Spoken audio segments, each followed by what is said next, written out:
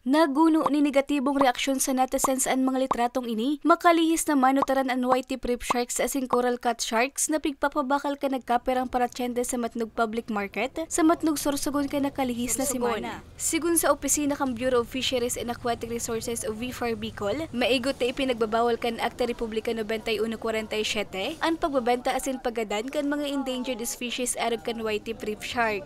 Ang mga mabalgar sa nasambit na lay, ang pwedeng makulong nin sundo 8 taon asin pagmulta hulin 300,000 pesos, sundo 3 million pesos.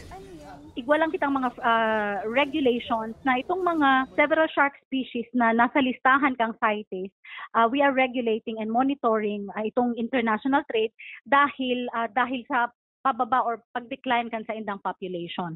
So we have to understand na ining mga ginigibotang ini, these are important para mas maproteheran and ma-prevent itong overexploitation kang mga sharks. We also are emphasizing na ang sharks or ang mga pating, they play a very important role sa pagbalanse kang marine ecosystem. Depensa naman kan mga nagkaperang paratyende sa nasambit na merkado, dahil sindang idea kung ipinagbabawal kan lay ang ibang pigbabagsak sa indang sira, siring na ngani kan nasambit na species.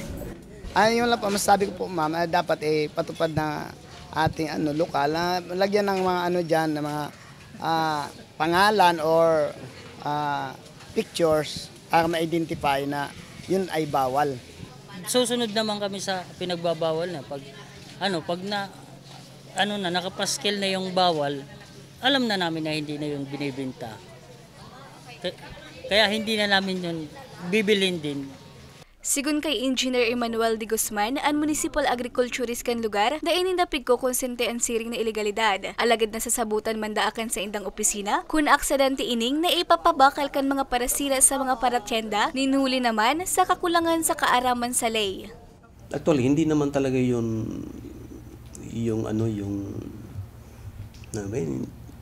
tutuyo ng fisherman, sinasadya ng fisherman na yun talagang target na hulihin.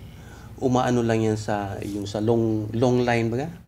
Ngani madugangan ang kaaraman kan mga parasira, asigurasyon kan Municipal Agriculture Office na mas papahiwason paninda ang pagbalangibog din mga impormasyon dapat sa pwede asinda pwedeng ipabakal ng mga lamang dagat. Plano man kan mga nanunungdan sa banwaan na magkaigwanin regular na pag-inspeksyon sa nasambit na merkado sa tabang kan PNP Maritime Group.